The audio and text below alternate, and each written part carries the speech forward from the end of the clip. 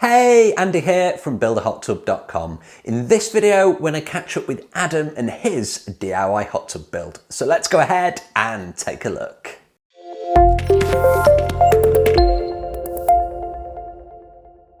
Okay, so for those of you that follow the blog over at builderhottub.com or indeed this YouTube channel, then since January this year, we've been following the progress of Adam and his DIY hot tub. So he had me design this for him. This was the hot tub that he wanted to build, and he was going to build it out of ICF block. So we've had quite a few updates, and we left Adam back in May, and this was the current state of play in this video. So you could see the waterproofing was in. He'd actually run a system test to make sure that firstly he had no leaks, secondly that everything was working before he was going to then move on to the final stages of the project. And in that video as well, I showed how he'd created this custom grate or custom cover that was over the control room on his raised patio. It was pretty cool, very, very nice indeed.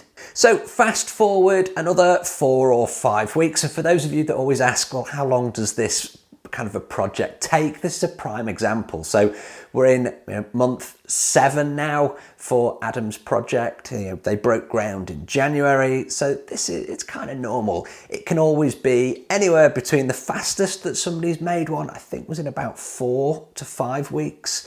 And the longest, well, I've had projects that have taken a couple of years to come together because they've been done on very much a part-time basis. So Adam is about 7 months into his project, and he's very much nearing the finish line.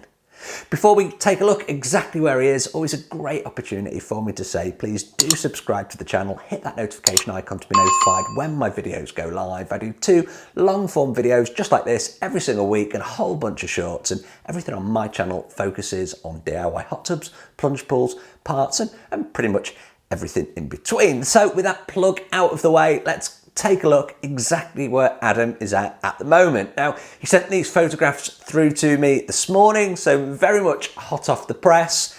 Here it is, check it out. How good does that blue tile look against that Cotswold stone that you can see in the background? It really kind of pops out of the garden and the surroundings there, and it looks absolutely fantastic. So in fitting kind of with the garden, he's got a stone fill around the edge, which again I think works really, really nicely. You can see that he's got the skimmer in place, which is going to sit perfectly level with that patio, and what he's working on at the moment is putting those final tiles into the removable cover for his underground or under patio control room.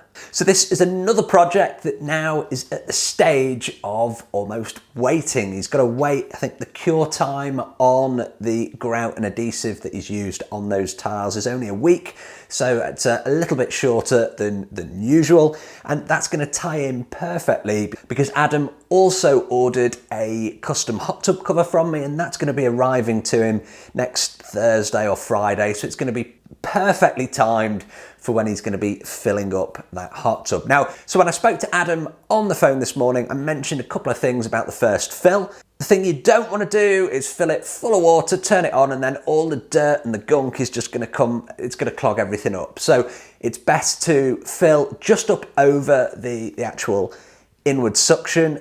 Run your pumps for 1 minute, 2 minutes max.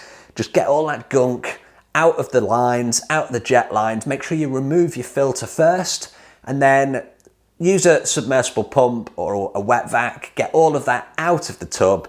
Put your jets in, put your filter in, then you can start the actual fill process. And that just means that all of that, the gunk, the residue from the pipe cement, the cuttings from when you cut the PVC pipe, they can get in there as well. All of that, get that out before you actually fill properly for the first time.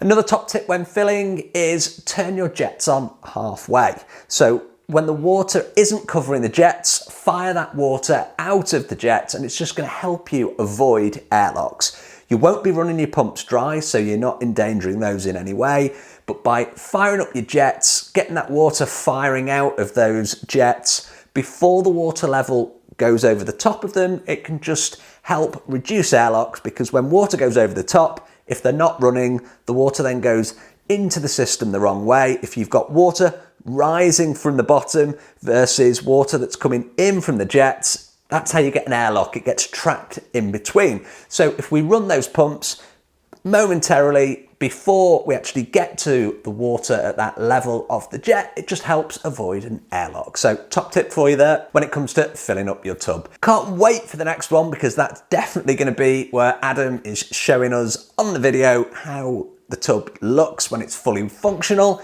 So make sure you do subscribe to the channel so you don't miss that one or any of the other videos I put out. As always, I appreciate the view. Thanks ever so much for watching, and I will see you on the next video. If you've liked this video, please do like, share and subscribe to the channel. I'll see you on the next video.